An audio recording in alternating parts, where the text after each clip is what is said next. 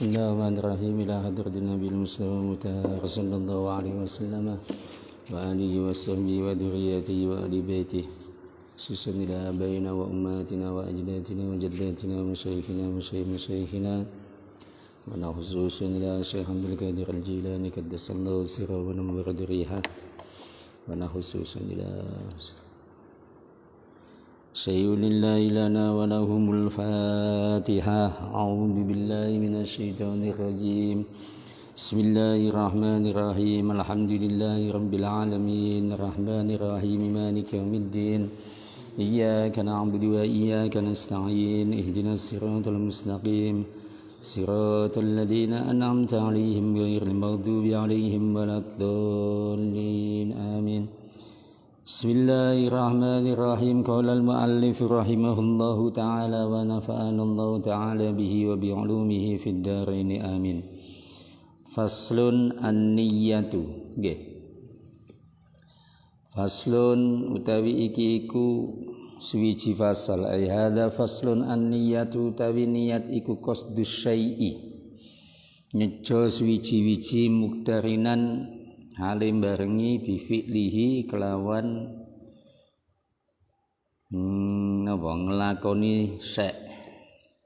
Bi fi'lihi kelawan nglakoni syai'. Jadi niat itu ya menyengaja melakukan perbuatan sesuatu tapi juga disertai dengan perbuatan. Manane nek mboten disertai dengan perbuatan bukan niat. Ya. Ada yang mengartikan dengan azam. Jadi perbedaannya itu ada khotor, ada azam, ada niat. Kalau khotorun itu hanya terlintas mawon. Kepingin tok niku khotor. Kalau kemudian azam itu disertai dengan keinginan kuat. Ya. Keinginan kuat untuk melakukan sesuatu. Ya, kalau niat itu berarti bermaksud melakukan satu perbuatan tapi disertai dengan perbuatan itu sendiri. Ya, jadi niki bedone niat kali azam, kali khotor. Aku Pak Haji, misalnya ngeten nggih. Pak Haji maksudnya basa Pekalongan, mboten Pak Haji ini Pak. Aku Pak Haji ajeng berangkat haji maksudnya. Dan niku nek menawi boten disertai dengan niat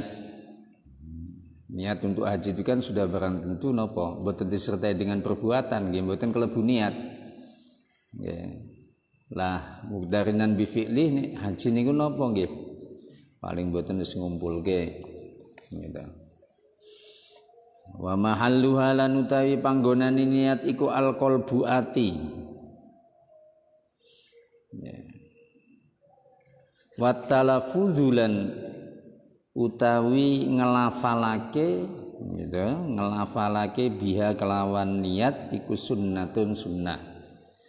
Ya niki dasare niki. Jadi kula panjenengan saya nek menawi ajeng nglakoni ibadah, misalnya salat nggih.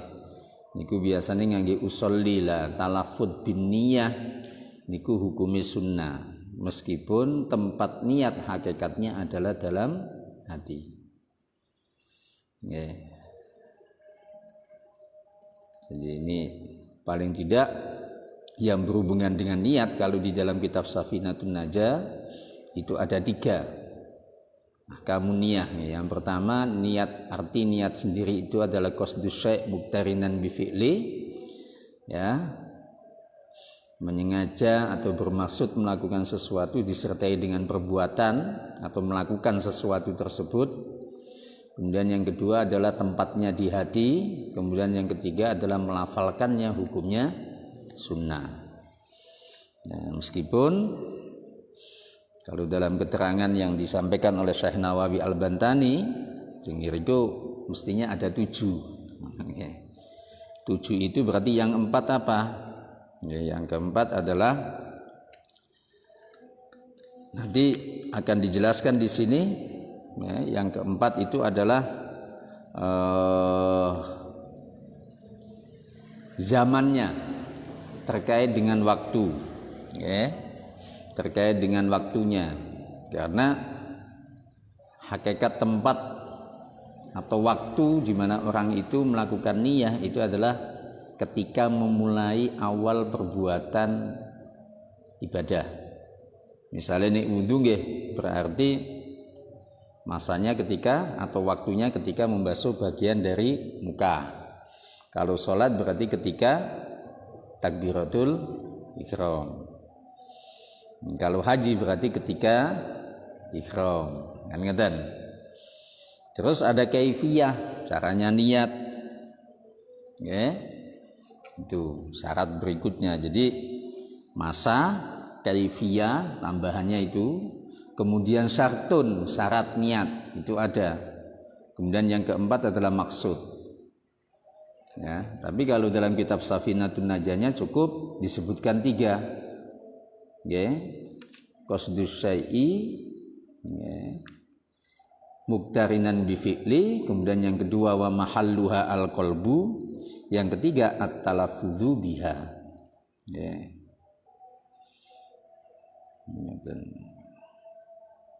Nah, ini keterangan mawon nggih, tambahan keterangan. Jadi kenapa talafut niat itu hukumnya sunnah? Karena dengan kita melafalkan niat maka bisa membantu lisan. Atau maksudnya bisa membantu hati. Jadi apa yang diungkapkan oleh lisan itu kan biasanya terus disertai dengan apa yang menjadi kerentek dalam hati. Makanya terus kemudian talafut niat itu hukumnya sunnah. Ya. Gitu. Wa waktu halan utawi waktune niat fil wudu'in dalam wudu. Nggih. Wae waktu hantawi waktune niat iku inda ghusli awwali juz'in. Iki berarti hubungannya sing kali niat wudu niki nggih. Wa waktu halan utawi waktune niat iku inda ghusli awwali juz'in dalem nalikane basuh kawitane bagian minal wajhi saking wajah. Nggih.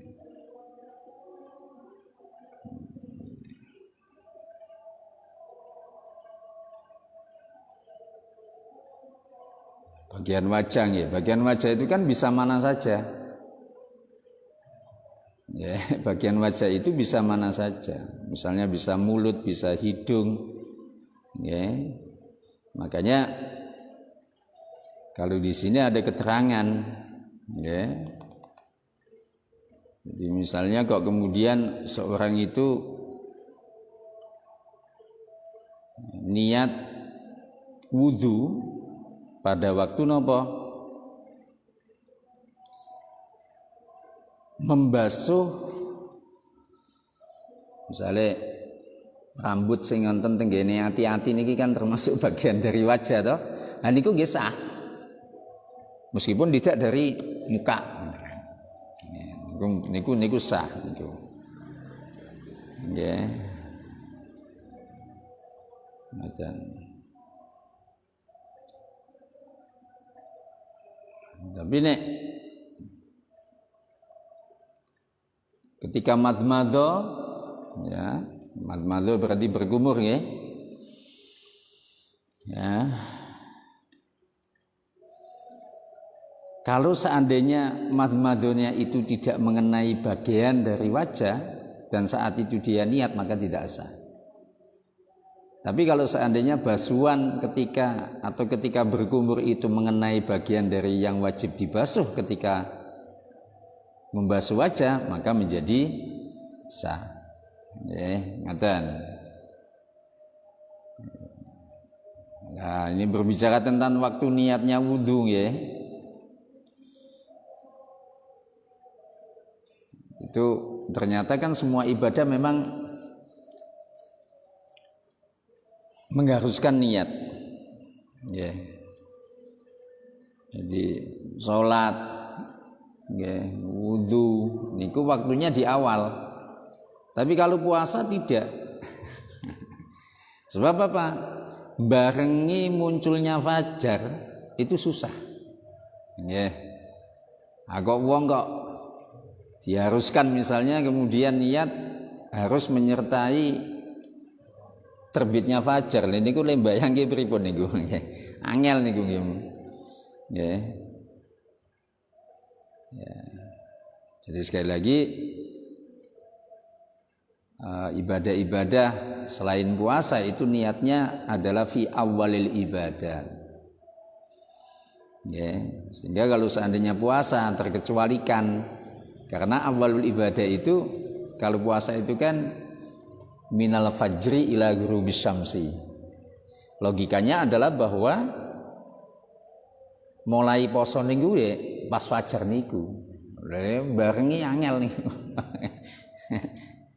Ngajen nggih. Ya. Lah terus bagaimana? Apakah itu kemudian dikatakan sebagai niat? Wong niat itu dilakukan awalul ibadat. Nah, menurut pendapat yang sahih itu adalah azam sebenarnya, tapi menduduki tempatnya niat. Wah, niki keren niki. Lha logis to niku to, keterangan kados ngoten niku. Wong niat niku mestinya adalah awalul ibadat, tapi kenapa kemudian ketika puasa niat itu dibaca sebelum fajar, di mana fajar itu adalah awal kita melaksanakan puasa. Makanya kemudian ada keterangan bahwa hakikatnya itu adalah azam, tapi qoma maqaman niyati. Jadi menduduki kedudukannya niat. Ya.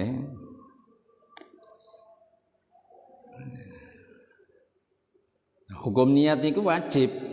Ya kudu. Soalnya begini, niat itu kan berkaitan dengan ikhlas. Gitu. Niat itu berkaitan dengan ikhlas. Ya, jadi wong ibadah niku kan kudu mukhlis. Ya. Itu. Jadi sekali lagi cara-cara niat itu juga berbeda antara misalnya sholat dengan puasa, ngoten beda. Nah, tambahannya syarat niat itu misalnya yang pertama orang yang berniat harus Islam dong. Niat sholat iso niate tapi dereng mlebu Islam nggih mboten kenging. Nggih. Terus tamyiz. Nggih, tamyiz. Bocah sudah bisa membedakan mana hak dan yang mana batil, itu niatnya sah. Ya, kalau tidak berarti tidak sah. Ya, salatnya pripun? Ya melu-melu ngoten mawon. Ya.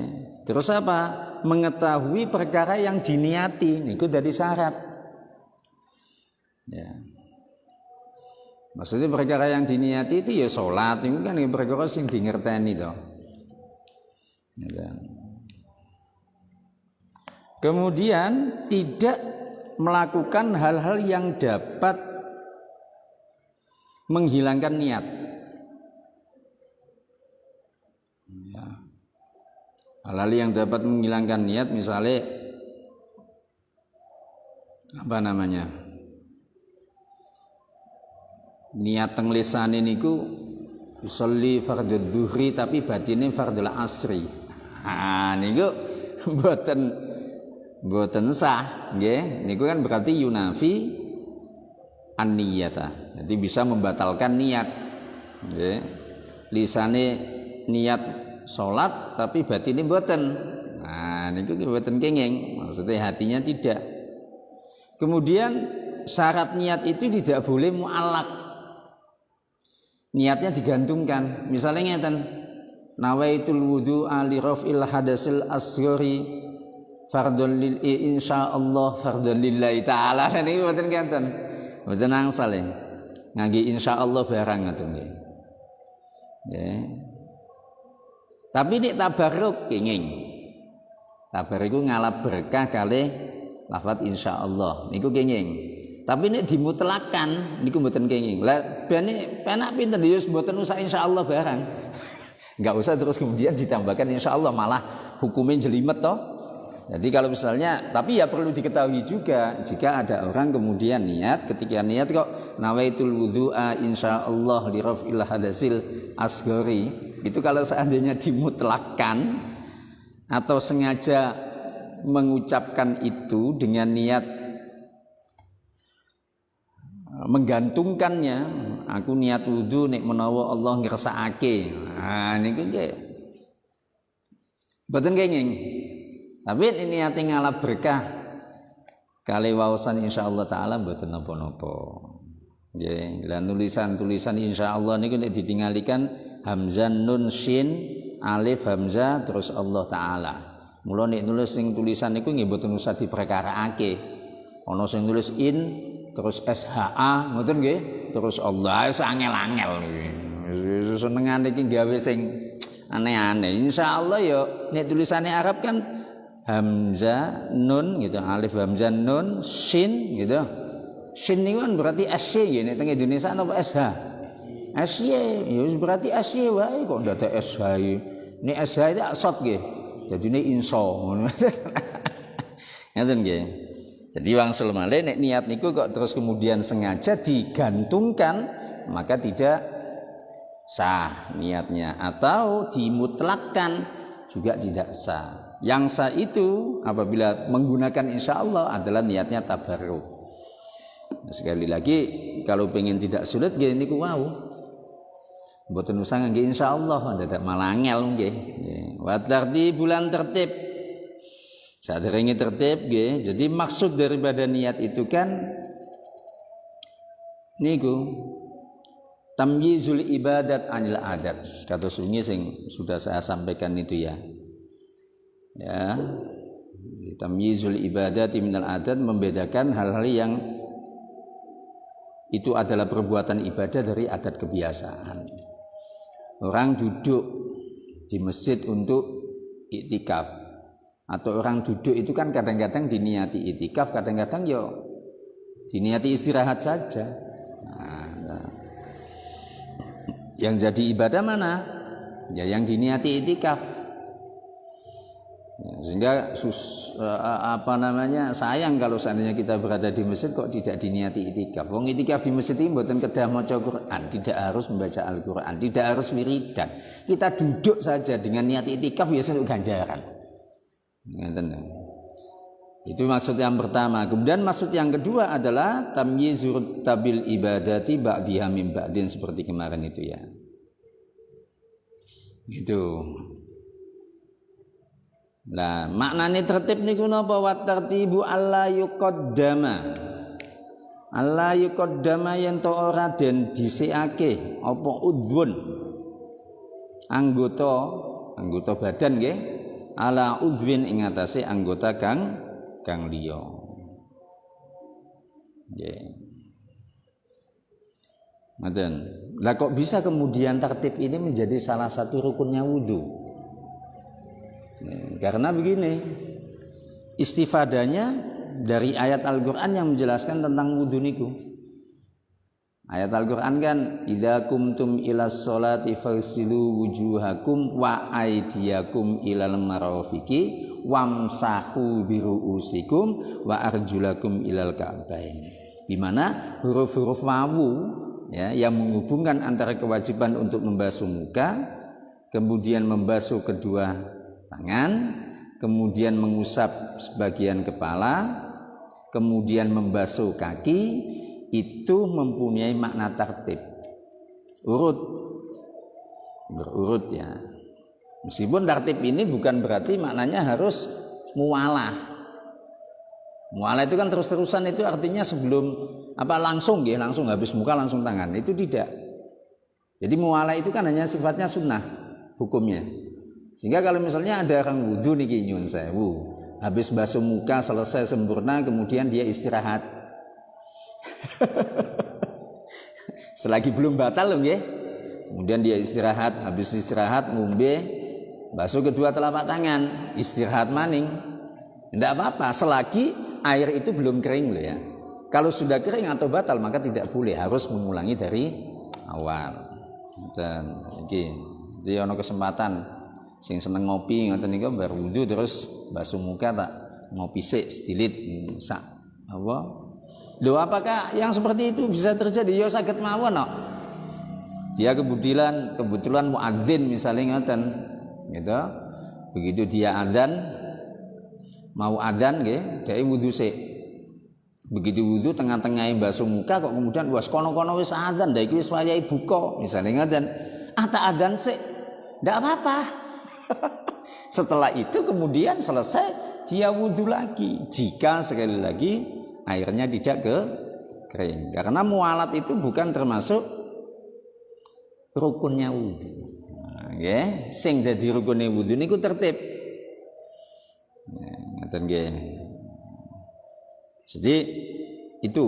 Jadi dasarnya adalah ayat Al-Qur'an, idza kumtum ilas shalah faghsilu wujuhakum wa aydiyakum ilal marafiq wamsahu ila qouli ta'ala ilal ka'bain niku. Nggih. Nah, wawu-wawu niku dimaknani tertib. Di samping itu juga apa?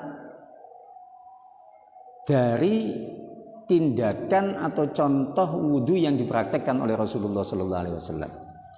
Di mana dalam banyak riwayat tidak ada satupun, ya kan, riwayat yang mengatakan bahwa Rasulullah ketika wudu mboten tertib. Niku mboten enten. Mboten enten.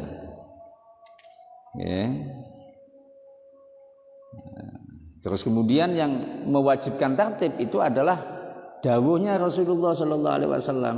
Setelah selesai beliau melakukan wudu dengan tertib seperti yang kita lakukan saat ini, beliau kemudian bersabda, "Hadza wudhu'un la yaqbalullahu as-sholata illa bi." Wudu sing kaya iki ya adalah wudu di mana kalau tidak seperti ini Allah tidak akan menerima sholat kita. Ini kira-kira berarti wonten syariat. Jadi wong ibadah, wong jadi hambane Allah Taala niku mboten namung hakikat, nggih wonten syariat. Lah nyatane niki dhewe niki nek misale wudune mboten kados napa yang diwucalke atau yang diajarkan oleh Rasulullah sallallahu alaihi wasallam, maka kan salatnya tidak diterima. Kan ngoten nggih. Padahal tata cara wudu niku hubungannya kali syariat. Sehingga orang beragama itu ya tidak hanya hakikat semata tapi juga ada syariatnya. Ngoten nggih. Faslun tawi iki ku ana suwijine fasal.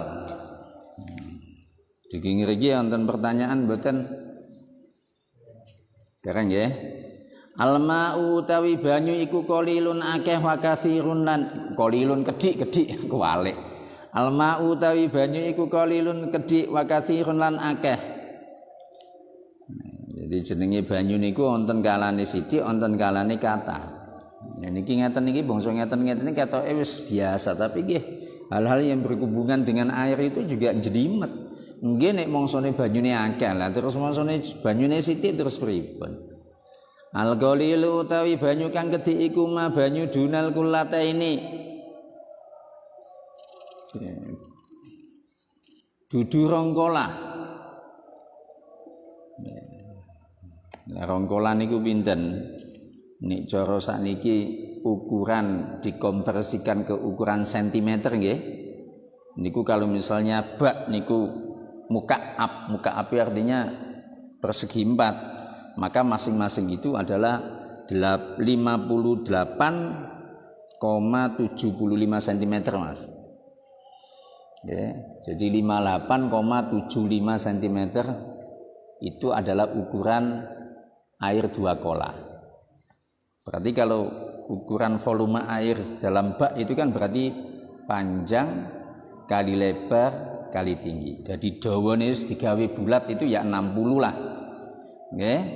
Dawane swidak, dhuwure swidak, ombone swidak. Niku kelebu air 2 kola. Nggih.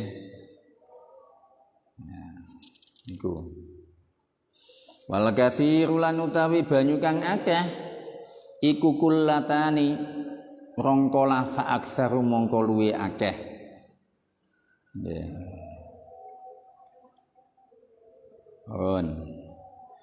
Al-qalilu utawi banyu kang kedhi iku yutanajasu.